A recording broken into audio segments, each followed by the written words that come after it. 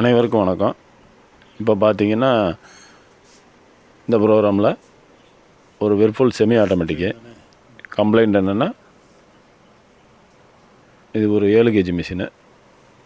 தண்ணி திறந்து விட்டாலும் இப்போ 40 திறந்து விட்டோம், தண்ணி வெளியில் போகணும், வெளியில் வரல. இது கம்ப்ளைண்ட்டு. இந்த மிஷின் பார்த்தீங்கன்னா கஸ்டமர் சைட்லேயே இருக்குது, அவங்க இடத்துல வச்சு வேலை பார்க்குறோம்.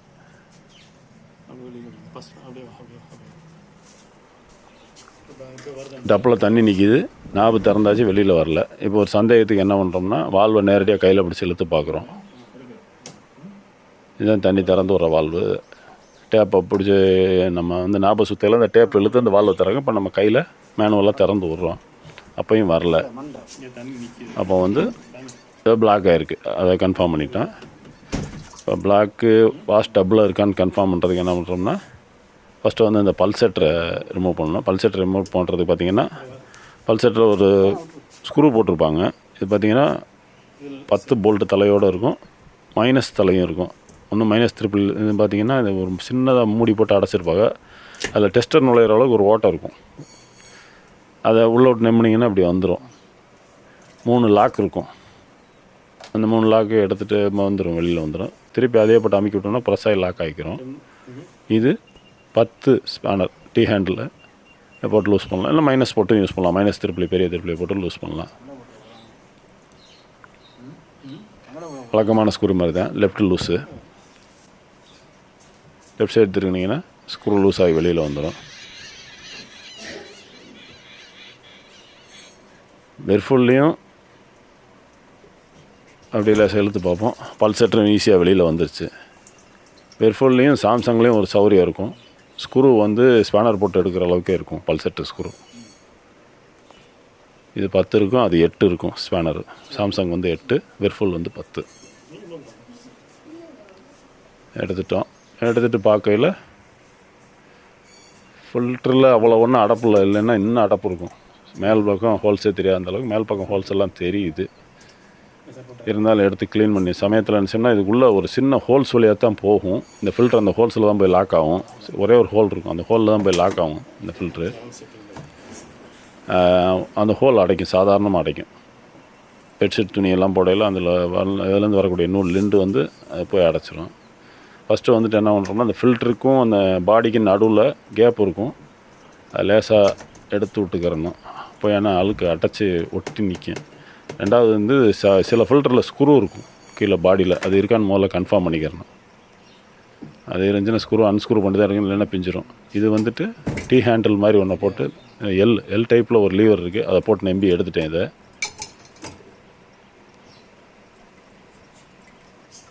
அது ஒரு ஸ்பார்ப்ளக் ஸ்பானர். அது நல்ல முரட்டுத்தனமான கம்பியாக இருக்கும். எல் டைப்பில் வளைஞ்சிருக்க லீவரை போட்டு அப்படி நம்பி எடுத்ததில் ஈஸியாக வந்துருச்சு. அப்பையும் உள்ளே இறங்கலை. அந்த ஹோலை சுத்தம் பண்ணி விடுவோம். அந்த ட்ரெயின் ஹோல் ஒன்று இருக்கும், அதை சுத்தம் பண்ணி விட்டு பார்ப்போம். அழுக்கு நிறையா தான் இருக்கும். ஆக்சுவல் இந்த இடத்துல அழுக்கு அடைச்சிருந்துச்சுன்னா குத்தி விட்டதுக்கு இந்நேரம் தண்ணி வெளியில் வந்திருக்கணும். கொஞ்சம் கூடுதலாக வருது, வெளியில் தண்ணி மொத்தம் நல்லா ஃபுல்லாக நல்லா வரல, தேங்கி தான் வருது, சன்னமாக தான் வருது. அப்போ அந்த பிளாக் இல்லாமல் வேறு எங்கேயாச்சும் பிளாக் இருக்கும். தண்ணி வருது பண்ணி சும்மா அந்த லைட்டாக கொஞ்சம் கூட வருது. அடுத்து நம்ம ட்ரெயின் பெல்லோ, அந்த ரப்பர் இருக்கும், அதை எடுத்து விட்டு அங்கே எதுவும் பிளாக் இருக்கான்னு பார்ப்போம். அதுக்கு 2 ஸ்க்ரூ இருக்கும். ட்ரெயின் பெல்லோவை கழட்டோன்னா 2 ஸ்க்ரூவை கழட்டிட்டு ஒரு 4 கிளிப் இருக்கும். அதை லூஸ் பண்ணாதான் அந்த ட்ரெயின் பெல்லோ வெளியில் வரும்.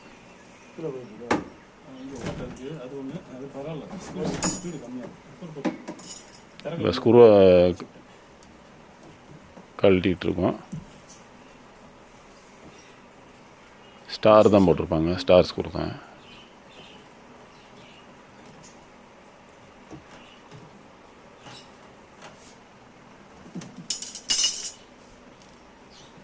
நாலு கிளிப்பையும் லேசாக அமுக்கி விட்டு எடுத்திங்கன்னா ஸ்ப்ரிங் டென்ஷன் ஆப்போசிட்டாக இருக்கிறனால ஈஸியாக வெளியில் வந்துடும். எடுத்துகிட்டு பார்க்கல தண்ணி லேசாக தேங்கித்தான் போகுது. உள்ளே கையை விட்டு எடுத்தால் நூலாக ஏதோ வருது, ஜருக மாதிரி இருக்குது. ஆக்சுவல் பாத்திரம் கழுவுற ஸ்டீல் ப்ரஷ் வச்சுருப்பாங்க, அது மாதிரி இருக்குது. ஆனால் வந்துட்டு இது வந்துட்டு துணியில், சின்ன பிள்ளைங்க துணியில் இருக்கக்கூடிய ஜருகு அது அழுக்கோடு சேர்ந்து போய் அடைச்சிருச்சு.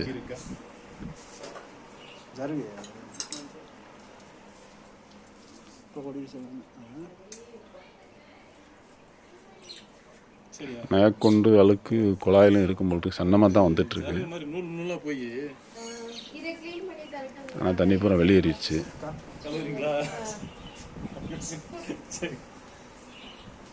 மேற்கொண்டு அதை சுத்தம் பண்ணி விட்டுட்டு,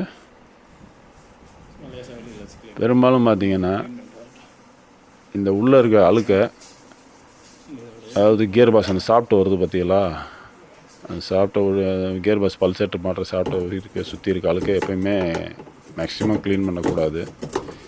இது வந்து ட்ரெயின் வாட்டர் வெளியேறக்கூடிய ஹோல்ஸு, இதில் இருக்கக்கூடிய டஸ்ட்டெல்லாம் லேசாக உடச்சி விட்டால் போதும், லேசாக தட்டினாலே வந்துடும். வசதிப்பட்டுச்சுன்னா ஆசிட் ஊற்றி கூட க்ளீன் பண்ணலாம். இல்லை இதெல்லாம் தனித்தனியாக கழட்டுறது சிரமம்னா டீ ஸ்கேல் பவுடரை போட்டு மிஷினை ரன் பண்ணி விட்டோம்னா, அதாவது முழுசாக மாட்டின நிலமையில் ரன் பண்ணி விட்டோம்னா அதுவாக போயிடும். இப்போதைக்கு நம்ம அந்த ஃபில்டரை உட்கார வைக்கிறது அளவுக்கு மட்டும் இந்த டஸ்ட்டெல்லாம் ரிமூவ் பண்ணி விடுவோம்.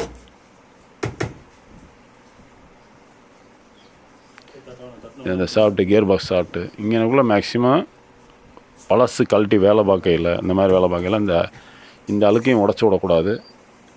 ஏன்னா கெமிக்கல் போட்டு எடுக்கிறது தான் பெஸ்ட்டாக இருக்கும். இதை உடச்சி விட்டிங்கன்னா, ஒரு பக்கம் உடச்சி விட்டிங்கன்னா அப்புறம் ஓட அது அப்படியே சிப்ஸ் மாதிரி இறங்கி, இப்படி முழுசாக இருக்கிற வரைக்கும் பேசாமல் இருக்கும், சிப்ஸ் மாதிரி இறங்கி போய் ட்ரெயின் வால்வு அடைச்சி தூக்கிக்கிட்டே தண்ணியை லீக் பண்ணிக்கிட்டே இருக்கும். அதனால் கண்டினியூஸாக கம்ப்ளைண்ட் வந்துக்கிட்டே இருக்குது. நம்ம இப்போ வந்ததுக்கப்புறம் தண்ணி நிற்கலைன்னா, அதனால் அதை உடைக்க போகிறதில்ல. அதே மாதிரி அந்த பல்செட்டு உட்காரக்கூடிய சாப்பிட்டையும் சுத்தம் பண்ணக்கூடாது. ஏன்னா அந்த சுத்தம் பண்ணோம்னா மேக்ஸிமம் சுத்தம் பண்ணுறவங்க அதிகமாக அந்த இடத்த சாப்பிட்ட சுத்தம் பண்ணாங்கன்னா கியர் பாக்ஸ் போயிடும், ஆயில் சீல் போயிடும். பெரும்பாலும் கெமிக்கல் யூஸ் பண்ணி க்ளீன் பண்ணுறது பெஸ்ட்டான வேலையாக இருக்கும் இந்த சூழ்நிலைக்கு. அதனால் ரஃப்பாக திருப்பிலியை வச்சோ துணியை வச்சோ அழுத்தி தொடச்சோ அந்த வேலையெல்லாம் செய்யக்கூடாது. செஞ்சால் ரிட்டர்ன் கம்ப்ளைண்ட் வரும். இப்போ ஹோல்ஸை பூரா சுத்தம் பண்ணியாச்சு. இருந்தாலும் இந்த குழாயில் பிளாக் இருக்குது, குழாயில் டேமேஜ் இருக்குது, தண்ணி கீழே போகுது. அவுட்லெட் ஓஸில் தட்டி விட்டால் வந்துடும். குழாயில் அவுட்லெட் ஓஸில் இருக்க அழுக்கெல்லாம் லேசாக குலுக்கி விட்டாலே வந்துடும்.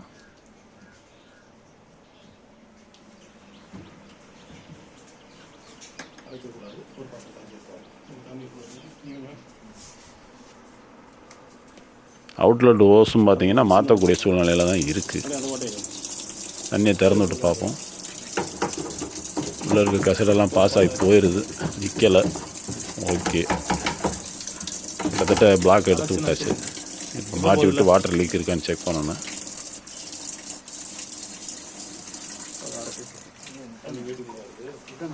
பெரும்பாலும் ரப்பரை க்ளீன் பண்ணி மாட்டையில் ரீகம்ப்ளைண்ட் ஆகுதுன்னா வாட்டர் தண்ணி நிற்காது சமயத்தில். ரொம்ப பழைய ரப்பராக இருந்துச்சுன்னா, ரப்பர் கொஞ்சம் புதுசாக இருந்துச்சுன்னா அதையே ப்ளேஸ் பண்ணிக்கலாம். இல்லைன்னா ரப்பரையும் மாற்ற வேண்டியிருக்கும்.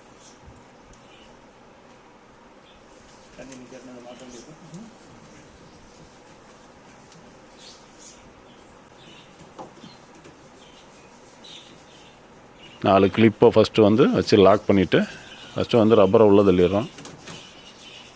4 கிளிப்பையும் பொறுமையாக வச்சு அந்த ஹோல்ஸுக்கு நேராக வச்சு அமுக்கி விட்டோம்னா கரெக்டாக போய் உட்காந்துடும். அப்புறம் 2 ஸ்க்ரூவை போட்டால் அது லாக் ஆகி செட் ஆகிரும். பொறுமையாக செய்யணும். கீழே எந்த தாங்கு ஸ்தானமும் இருக்காது. இதுக்கு மேலே வெயிட் கொடுத்தோம்னா சமயத்தில் டக்குன்னு பேஸ்டிங் விட்டுரும்.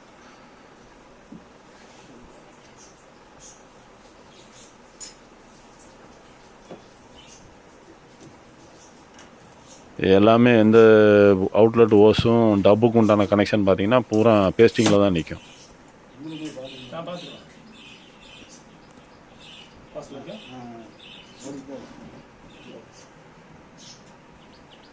அவுட்லெட் மெனிஃபோல்டும் டப்பும் கனெக்ட் பண்ணியிருக்கிறது வெறும் பேஸ்ட்டை வச்சு தான் ஒட்டியிருப்பாங்க. அதனால் திருப்புளியில் டைட் பண்ணுறதோ இந்த வால்வை கழட்டுறப்பையோ கீழ் பக்கமாக ப்ரெஷரு ஓரளவுக்கு தான் கொடுக்கணும். ஏன்னா நம்ம ஹேண்டில் பண்ணுறது பழைய மிஷினு, பழுத்து இருந்தாலும் பட்டுன்னு உடஞ்சி போயிடும், கரெக்டாக நம்பர் அதுக்கு வேலை எக்ஸ்டன் ஆயிரும். கஸ்டமரே இதை க்ளீன் பண்ணி கொடுத்தாங்க, ஃபில்டரை போட்டு லாக் பண்ணி விட்டுற வேண்டியதான். லாக் பண்ணி பார்த்தீங்கன்னா பழைய பொசிஷன் வச்சுட்டு போட்டோடனே உட்காந்துரும். ஆனால் நல்லா டைட்டாக உட்கார்றப்ப ஒரு நல்ல சவுண்டோட கடக்குன்னு உட்காரும். கொஞ்சம் வெயிட் கொடுத்து தள்ள வேண்டியிருக்கும். லாக் ஆயிடுச்சு, நல்லா ஃபிட் ஆயிடுச்சு. இன்னும் பல்சேட்டரை மாட்டி விட்டுற வேண்டியதான்.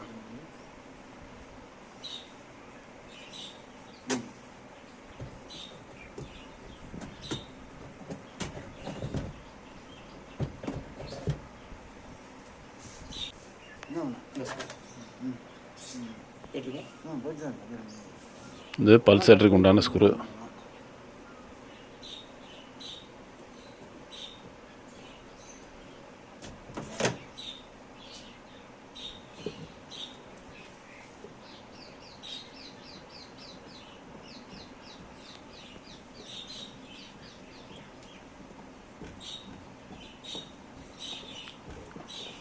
நல்லாவே டைட் பண்ணலாம், இது டைட் தாங்கும்.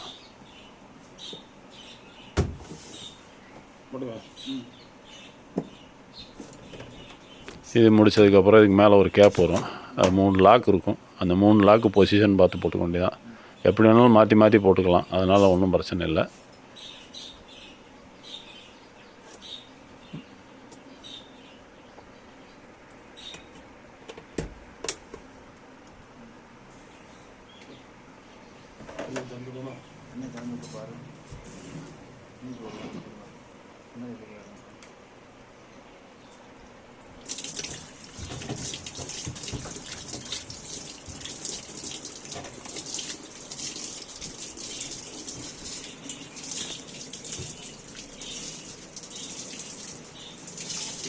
தண்ணி லீக் இல்லாமல் நிற்கிதான்னு செக் பண்ணிக்கிறேன். அப்புறம் கொஞ்சம் ஃப்ளெக்சிபிலிட்டியாக இருந்ததுனால லீக் இல்லை. இந்த ரப்பரே ஓடும். இந்த ட்ரெயின் பெல்லோ இதுவே யூஸ் பண்ணிக்கலாம். Right, okay. அடுத்து வந்து அவுட்லெட் ஓஸ் டேமேஜ் இருக்குது. மேலே கூடி லீக் இருக்கான்னு பார்க்கணும். ரப்பர் லீக் இருந்துச்சுனாலும் சரியாக ஃபிட் ஆகாட்டினாலும் மேல் பக்கம் தண்ணி வரும், அதையும் செக் பண்ணிக்கிறேன். என்னென்ன எப்போ தண்ணி திறந்து விட்றாங்களோ அப்போ மிஷினுக்கு அடியில் தண்ணி வந்துட்டுருக்கும். தண்ணி லீக் இல்லை.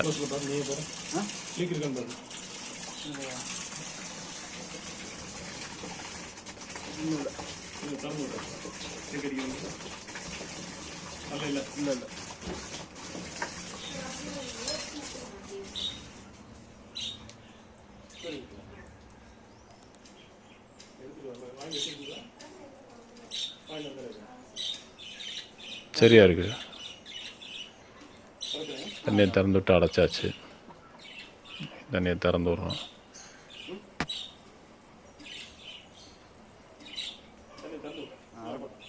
போதும், கொஞ்சமாக தண்ணி இருக்கிறதுனால இவ்வளோ தான் வரும். டப்பு ஃபுல்லாக இருந்துச்சுன்னா நல்லா ப்ரெஷராக வெளியில் வரும். தண்ணி க்ளீனாக வெளியேறிடுச்சு. தண்ணி இல்லை, தண்ணி நிற்கலை. ஓகே, ஒர்க்கு கம்ப்ளீட் ஆயிடுச்சு.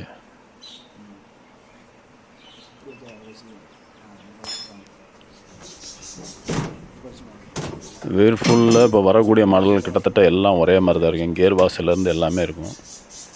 ஏசுன்ற மாடல் பார்த்திங்கன்னா டப்பு வந்து ரவுண்டாக இருக்கும், இது கொஞ்சம் செவ்வகமாக இருக்கும். அப்போலோன்னு நினைக்கிறேன் இந்த மாடலு.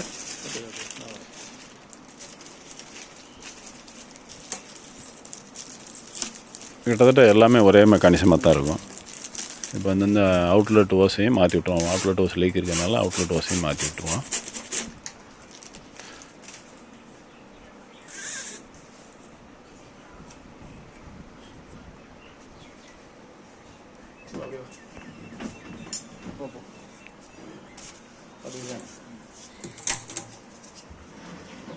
அவுட்லெட் ஓஸ் மாற்றுறதுக்கு அவுட்லெட்டில் முதல்ல வந்து வெளியே மேலே சுற்றி இருக்க இந்த டேப்பை பூரா பிச்சு விடணும்.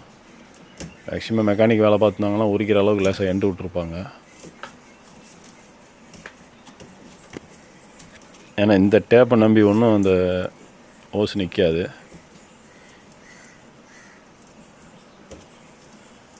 சார் உரிச்சிக்கிற அளவுக்கு பேசிங்கன்னா வந்துட்டு ஒரு பேஸ்ட்டு காயிற வரைக்கும் நம்ம வந்து அந்த இடத்துல இருக்க முடியாதுன்ற ஒரு காரணத்துக்காண்டி என்ன பண்ணுவோம்னா பேஸ்ட் அடிச்சுட்டு மேற்கொண்டு டேப்பை சுற்றி விட்டு வந்துடுவோம்.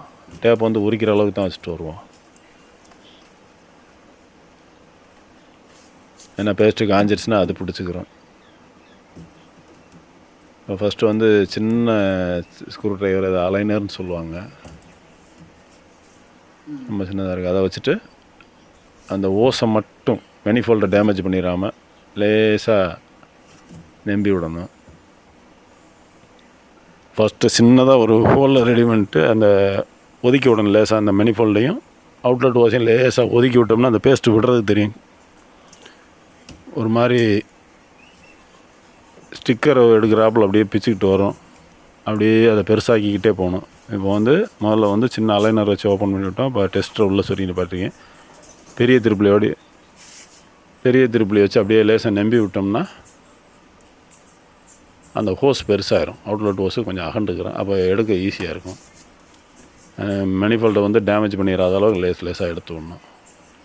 அவ்வளோதான். இப்போ வந்து ஹோஸ் வந்து பெருசாகிடுச்சு. இப்போ இழுத்தோம்னா அப்படி ஈஸியாக வந்துடும். அவ்வளோதான். எடுத்துட்டு நல்லா தொடச்சிட்டு உள்ளே இருக்க டஸ்ட்டெல்லாம் ரிமூவ் பண்ணிவிட்டு, ஏன்னா பூரா ஸ்லைடாக அழுக்கு வரும், டஸ்ட்டு தான், எடுத்து விட்டுட்டு நம்ம மெனிஃபோல்டை சுத்தம் பண்ணிவிட்டு பேஸ்டிங் பண்ணிவிட்டு அப்படியே ஓசை ஏற்றி விட்டுற வேண்டியதான். பூராமே மெனிஃபோல்டுக்குள்ளே பார்த்தீங்கன்னா பூரா ஒட்டி இருக்க அழுக்கு. இப்படி தான் அந்த இடத்துல ஃபார்ம் ஆகும். ஸ்லைடாக இருக்கும். கண்ணாடி மாதிரி சத்தம் கேட்கும். கொஞ்சம் ரஃப்பாக இருந்துச்சுன்னா நகத்துக்குள்ளே குத்திடும். கொஞ்சம் கவனமாக செய்யணும்.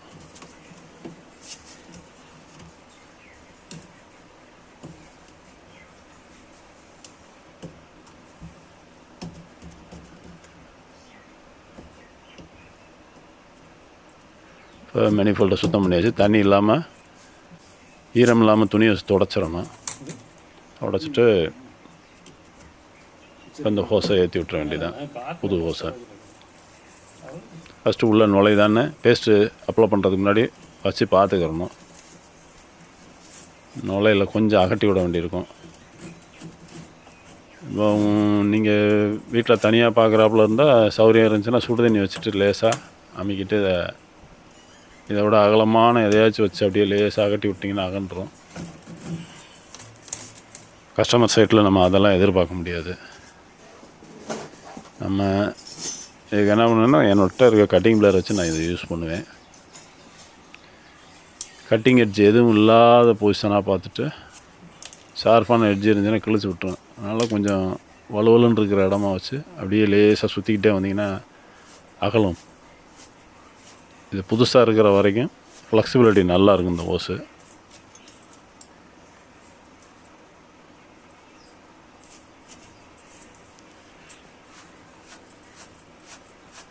அப்படியே லேசாக கட்டி கொடுத்தீங்கன்னா லேசாக அந்த வாய் மட்டும் ஃபனல் மாதிரி வந்துடும்.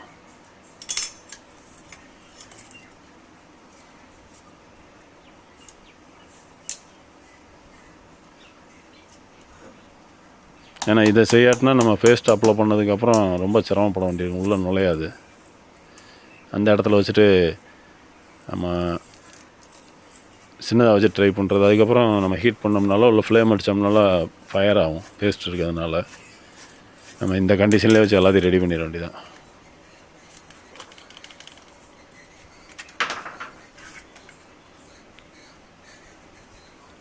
ரப்பர் தசிவு தான் யூஸ் பண்ணுறேன்.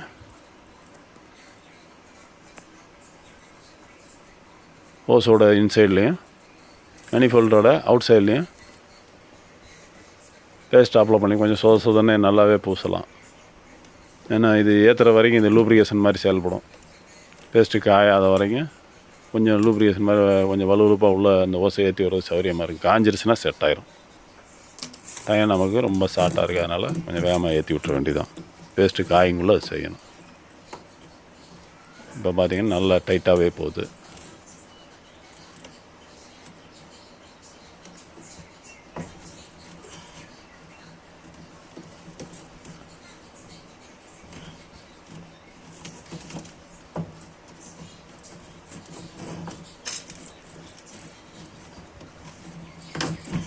இன்னும் இதை வந்துட்டு நம்ம போட்டு எதாச்சும் யூஸ் பண்ணி அகலமாக்கி நல்லா ஃப்ரீ பண்ணியே மாட்டலாம். ஆனால் மாட்டுறது வந்து யூஸ் இருக்காது. உங்களால் மாட்ட முடியாட்டினா நீங்கள் வந்து அதை ஃப்ரீ பண்ணி மாட்டிக்கலாம். ஆனால் இந்த மாதிரி நம்ம டைட்டாக போட்ட இதில் ஒரு அட்வான்டேஜ் என்னென்னா பேஸ்ட்டே தேவை இருக்காது. பேஸ்ட்டே இல்லாட்டினாலும் வாட்டரில் வெளியில் விடாது, லீக் விடாது. கிட்டத்தட்ட 1 இன்ச்சு 3/4 இன்ச்சு 1 இன்ச்சு மேலே ஏறிடுச்சு. போதும், இதுவே போதுமானது தான்.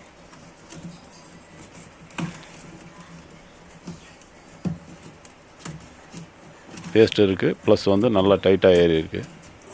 இந்த பொசிஷனுக்கு தண்ணி வெளியில் வராது, லீக் ஆகாது. இப்போ கரெக்டாக ஹோஸை வந்து அதோட பொசிஷனில் வச்சு லாக் பண்ணிடணும். கேபினட்டில் அந்த கவரில் வாஷிங் மிஷினோட அதுக்கு உண்டான பாதை இருக்கும், அது லாக் இருக்கும். ஹோஸை மட்டும் லேசாக நசுக்கி உள்ளதள்ளணும்னா, அப்படி லேசாக நசுக்கி உள்ளதள்ளணும். நசுக்கி உள்ளதள்ளிட்டோம்னா போய் ரவுண்டாக செட் ஆகிக்கும். அவ்வளோதான், லாக் ஆகிட்டு. இப்போ டேப்பை போட்டு லேசாக பேருக்கு ஒரு சுற்றி விட்டுற வேண்டியதான். இப்போ வந்துட்டு பேஸ்ட்டும் தேவை இருக்காது, இது இருக்காது. ஏன்னா அந்தளவுக்கு டைட்டாக போயிருக்கு. இருந்தாலும் எக்ஸ்ட்ரா ஒரு பாதுகாப்பு, அவ்வளோதான். காயறதுக்கு எப்படியும் ஒரு 1 மணி நேரத்துலேருந்து 3 மணி நேரம் வெயிலை பொறுத்து வேகமாக காஞ்சிடும் இந்த பசை.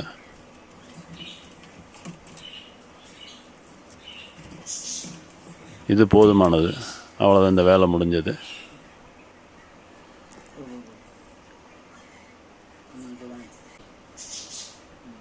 ஹோஸ் மாட்டியாச்சு.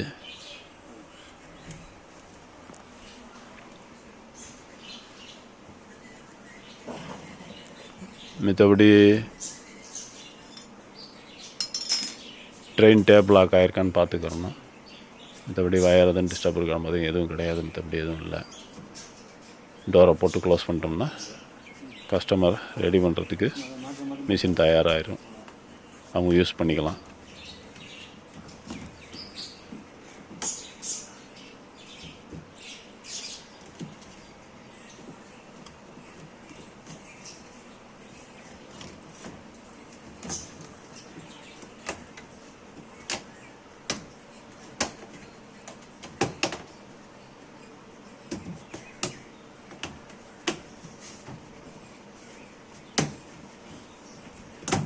இந்த டோர் பார்த்திங்கன்னா நல்லா ஃப்ளெக்சிபிலிட்டியாக இருக்கும். அதாவது லாக் பொசிஷனில் வச்சிட்டோம்னா ஒரு 4லேருந்து 6 ஸ்க்ரூ இருக்கும். அதை போட்டு விட்டோம்னா வேலை முடிஞ்சிச்சு.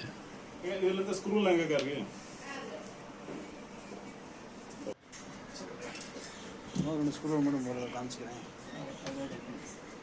அதை வச்சு ஸ்க்ரூ ட்ரைவர் மட்டும் காமி போதும்.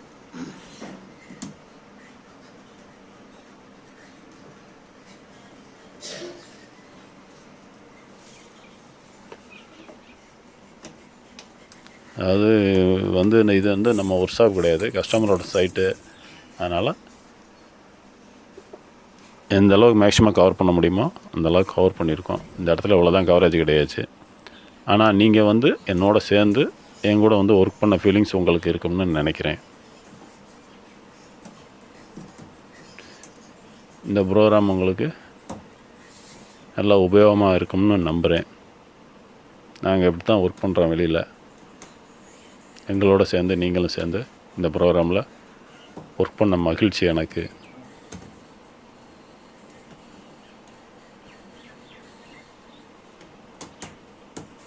ஸ்க்ரூ ட்ரைவர் மட்டும் வச்சுட்டு என்ன பண்ணேன், ஸ்க்ரூ ட்ரைவர் மட்டும் வச்சுட்டு அப்படின்னு கையை காமிச்சிட்டு வேலை பண்ணுறேன்.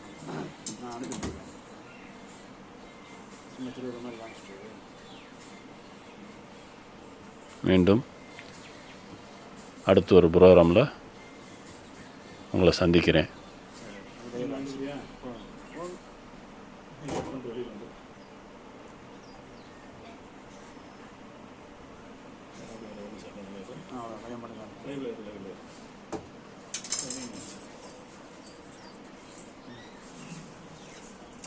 இந்த பழைய ஓசை எடுத்துகிட்டு புது ஓசை வந்து இந்த செவத்துக்குள்ளே கூடி வெளியில் விட்டோம்னா அது போயிடும்.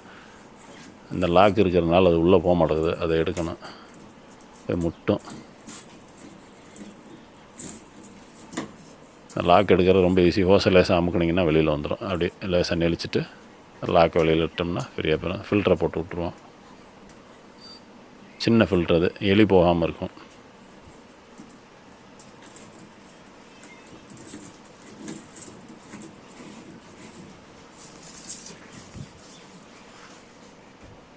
இந்த வேஸ்ட் ஹோஸ் அவ்வளோதான்.